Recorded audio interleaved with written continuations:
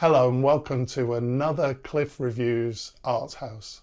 This time I'm reviewing the film The Nickel Boys, directed by RaMell Ross. So this is based on the novel of the same name written by Colson Whitehead, and it's a harrowing story of the experiences of two African American boys, Elwood and Turner, at a reform school in 1960s Florida, and it's inspired by a true story. This is a terrible story, and it happened in my lifetime. It's easy to forget that the US was effectively an apartheid state in my lifetime. So this is a really important story, and it's really well told here in an interesting way.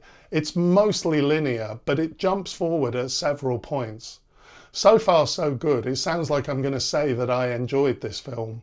Well, not really. I had some major problems with it. There's two main issues. First, the format. It was shot in 4:3 ratio, so-called Academy ratio, instead of 16:9.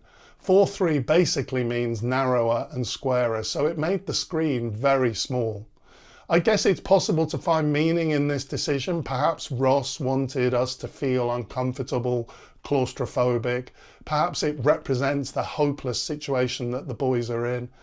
But for me, this comes at a big cost. It's a big compromise to lose so much screen space. And for me personally, in this film, it wasn't worth it. I do think there has to be a specific reason to use this format, and I'm just not convinced that this film had a legitimate reason to make such a big compromise. The second major problem that I had is that it's mainly shot in first-person POV. We're literally seeing through the eyes of the main character, Elwood. For a while at least, I was thinking that we were never actually going to see Elwood because we were only seeing the film through his eyes. But then the secondary character, Turner, also gets a go, so we do get to see Elwood from Turner's eyes. The film shifts between the two characters, so we're always seeing things from one of their points of view.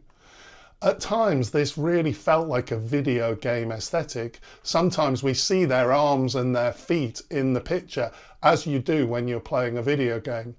I used to play video games, but I don't anymore. But when I did, I always hated first-person POV.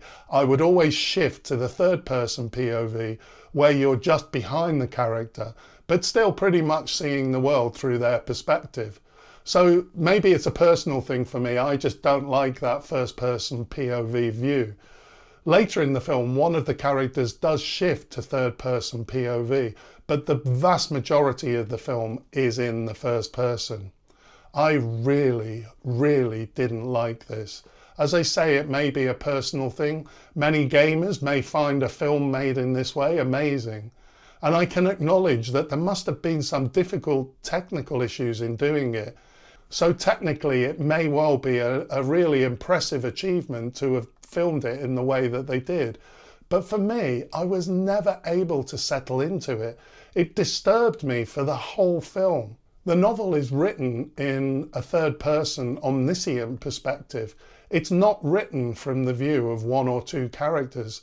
So Ross has made the specific decision to do this just for the film. Between the small screen and the first-person POV, for me, a potentially good film was really ruined.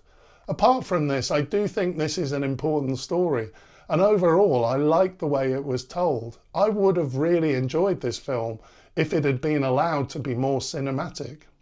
Maybe the director wants me to feel this way. It isn't a comfortable story, but I think the story would have been much more effectively told if the full cinematic potential was used. Unfortunately, this totally ruined the film for me. At times it felt so contrived.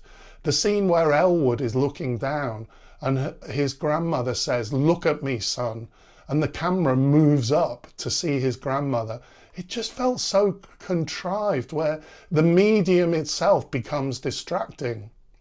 One positive, at the beginning, this way of shooting the film does produce some very strange angles on things, and this was kind of interesting. There's a number of shots where you don't know what you're looking at, and this is a small positive from this POV camera. Some of the critics have been raving about the POV hug. I'm a little bit baffled by this. Exactly what would you expect a first-person POV hug to look like? It looks exactly like you'd expect. I just don't see anything special about it. I do like the clips that are inserted into the film of Martin Luther King and of other things like space travel. There's a marathon, there's clips from a marathon. This does feel like it adds something. It puts it in the context of the civil rights movement and the idea that things might change eventually. The clips of space and of the marathon, it's not obvious what the link is, but my reading of that was that it was just highlighting an absurdity, the absurdity of the US achieving great things as a country, with people excelling in space and in sporting achievement, while at the same time this is a country that was permitting the regressive and brutal realities of an institution like the Nickel Academy. As I say, I think I would have enjoyed the film without the filming issues. It's informative and it's important and it's a well-told story. Apart from the filming issues, however, there was one small other gripe I had with it. I never quite felt fully engaged with the characters. I was rooting for them, but I did find that the film was somewhat emotionally shallow. It's hard to recommend this film based on my experience of it.